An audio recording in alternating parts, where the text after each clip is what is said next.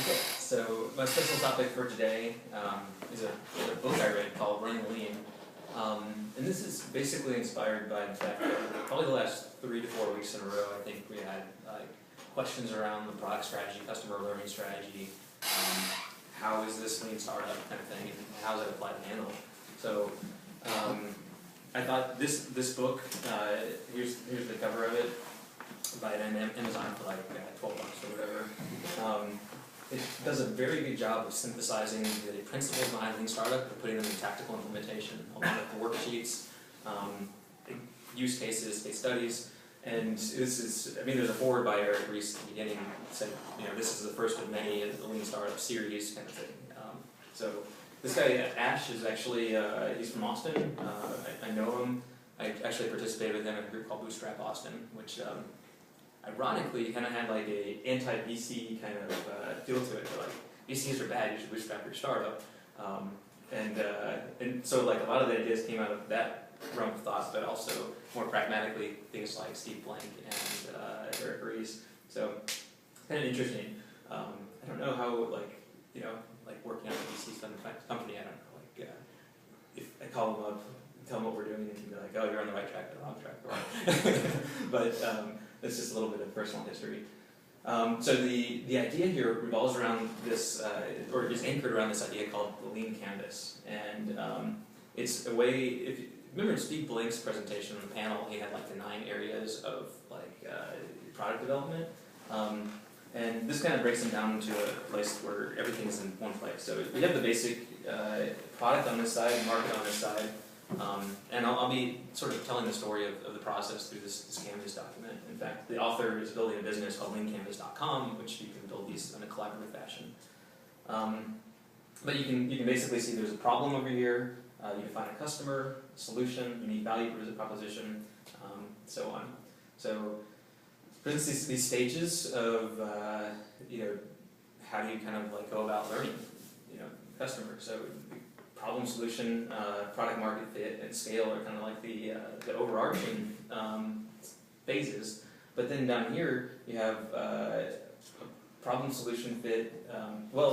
Basically it's about these 4 steps. You iterate these 4 steps over and over again throughout the process. Whether you're validating product, market, or customer, it's understand the problem, define the solution, validate it qualitatively, and verify it quantitatively. So. Can you go back to that? I don't understand all the arrows there. You have a bunch of arrows going this way, and then the red arrows are... Oh, okay, yeah, it's probably because I copied and pasted it should give more separation between these. But this is just, 1, 2, 3 of the stages. These 2 stages in particular, the focus is on validated learning, and we call it experiments pivots. So those aren't actually like directional arrows, those are grouping arrows. Those are grouping arrows, okay. The bottom ones are here, yeah. Okay, that makes sense. So here's this is a little bit more order to this now.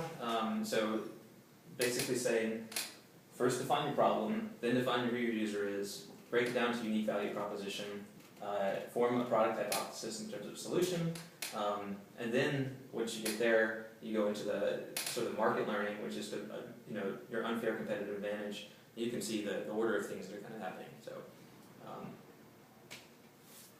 And it gives a nice, clear definition that I really liked of how you state a hypothesis, and that is forming a falsifiable hypothesis.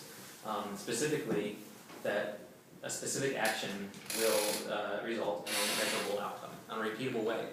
Because if we can test a product hypothesis and know that we're delivering X amount of value to users in a repeatable fashion, that's what we want to get. We don't want to test hypotheses that are not sort of falsifiable. As a specific repeatable action. Okay, so you're saying falsifiable in that it does not lead to the outcome. Yeah, right. And that's wrong. Okay. Yeah, we should be able to answer this question with yes or no. Okay. It's going to be fuzzy. I remember some argument in some discussion, and somebody said, that's not even wrong. And his point was that if it's not falsifiable, then it's kind of pointless to throw it out there. You can either figure out if it's right or wrong, but the observation that it's not even wrong means that it's not even worthwhile discussing. Right.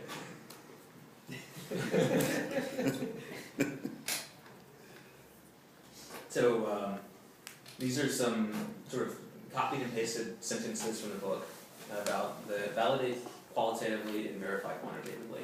And Greg, you and I talked about this yesterday, specific questions around this. So basically, it's around this idea of uncertainty. When you take the lean canvas, and I'll get into this in a second, he built it that way so you can identify the area of the most uncertainty and drill down in that area and learn the most. So that's the idea behind learning, is to go about it in a way where you can reduce uncertainty in a way that helps you to learn the fastest. So as it says, the terrain is riddled with extreme uncertainty. That's just the nature of a startup. And then here's a quote from this guy named Douglas Hubbard. If you have a lot of uncertainty now, you don't need much data to reduce uncertainty significantly. When you have a lot of uncertainty already, then you need a lot of data to reduce uncertainty significantly. And so this kind of goes into the nature of how qualitative and quantitative hypotheses work together. When you just don't have a clue, you gotta use qualitative methods. When you have a lot of data and you're sort of more certain, then you can use quantitative methods because that's just the level of uncertainty that you're at. And I think this is echoed in a lot of, Lean Startup is all about applying the scientific method to startups and to learning about customers. And if you research, any type of scientific process, the role of qualitative and quantitative research next to one another is pretty well explored, but not well understood in a very concrete sense. So this is one way of looking at it where this learning process is about going from a large amount of uncertainty to an increasingly smaller amount of uncertainty, and the tools that you use at each step need to be appropriate for assessing that. So this is the sort of how-to of the qualitative learning. So initial goal is to get a strong signal, positive or negative, that typically doesn't require a large sample size. You might be able to do this with use 5 customer interviews. And this is a Jacob Nielsen study where he basically bases that off of, and I mentioned this last week during the discussion. So yes, the first pass of reducing uncertainty is qualitative validation. 5 people seems to be about a good number for most sort of software products, and that's sort of what our strategy is based around. So then these next 2 slides kind of go into some detail around the 4 steps of there's problem solution, validate, and verify. And I didn't really want to go into extreme detail here, but just to show that these 4 steps repeat themselves over and over again in the Lean Startup process. And this is how the Running Lean book visualizes it. And I thought this was like a really interesting visualization because it takes, so here we go, we're problem, solution, qualitative validation, and quantitative verification. You see it over and over again, or at least 3 times. So, you do the same thing for your market, you do the same thing for your business model. It works because it's the learning process. And he's basically saying there's 3 phases of learning in the startup. First with your product, then your market, and then your business model. And each one of those you can apply the same kind of learning principles because it's all about reducing uncertainty. Now, of course, in any business, there's areas that are more uncertain and less uncertain, and so that's what the book kind of described as your focus areas. But this is the general pattern. What happens when you're learning about the product and the market simultaneously? Yeah, you don't want to do that. Like at least in the terms of reducing risk, you usually want to isolate the uncertainty to one domain as much as you can. But there's certainly areas that happens, right? And so I don't think that you can actually do it in parallel. To be frank, I think you have to. There's uncertainty about the market, and you also have uncertainty about the product. You have to make some speculations about the market. Prove out your product hypothesis, and then go back and test them both in conjunction. But I think the better strategy is not to take business opportunities that have too much uncertainty on every side. And I'll get into this when I talk about Handle, but I squarely see our sort of uncertainty areas to be around the solution and the unique value proposition. I think this is a business model where the problem is fairly well defined by the competitive space and how people use the products. And the market is there, the business model is there. So I really think, you'll see my slide. So here is a question, he basically had like a question and answer section, and so we're engineering oriented here. We like data. I like data. I like quantitative numbers because I think that's the way to remove uncertainty to the highest degree, right? So why can't you just start with quantitative metrics only? Well, he spells it out right here. You know, he says like the first problem with this approach is that initially you probably won't have to or be able to buy enough traffic. So that relates to us. Like, yeah, we just don't have the data to collect, and we can't collect it in a meaningful way until we press the qualitative hump. But more importantly, metrics can only tell you what actions your visitors are taking, and they can't tell you why this is happening. So qualitative research methods give you the how and the why, and quantitative research methods answer things like when, what, and where, right? So it's effectively, you just have to understand that level of the problem before you can go into quantitative metrics. And it speaks to the point. And then this is another slide where he's basically talking about, so one of the things I would put out there is that I think we're working on one of these things that's an obvious problem in some senses. Like, everybody's got this problem. Defining it, I don't know if it's obvious, but the fact that there's a problem there, it's big, is obvious. So it's not like, I mean, and there's other problems like this, like, you know, energy crisis, or, you know, curing cancer, or Dropbox is a good example. Like, everybody knew that there's this file syncing problem.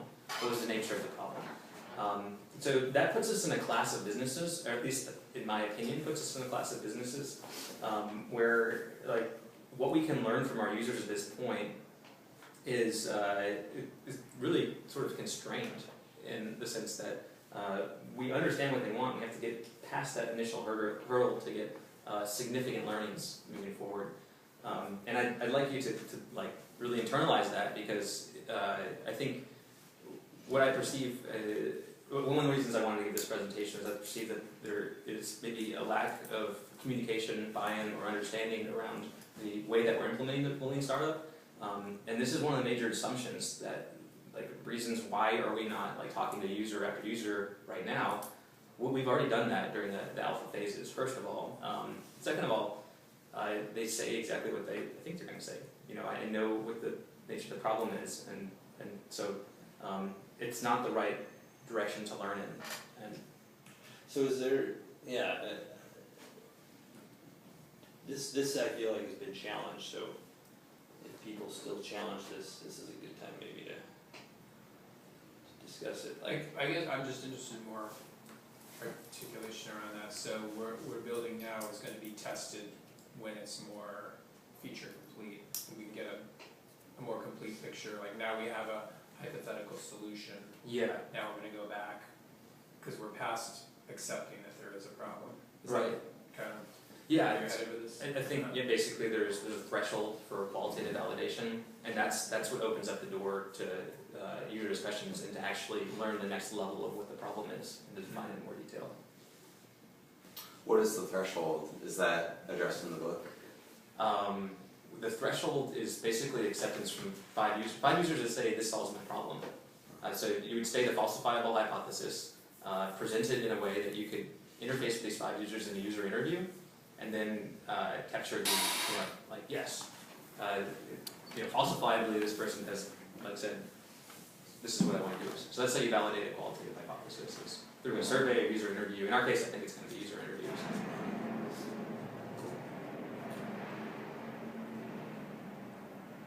and so, do you have here's the problem statement for us? Yeah, I think it's 2 more What's comments. that guy? Yeah, so basically, you know, you put all these pieces together, and here's how the system ends up working. You break down the different areas of uncertainty, you highlight those in red, you validate things over time, they become green, and then you get to a business model that works.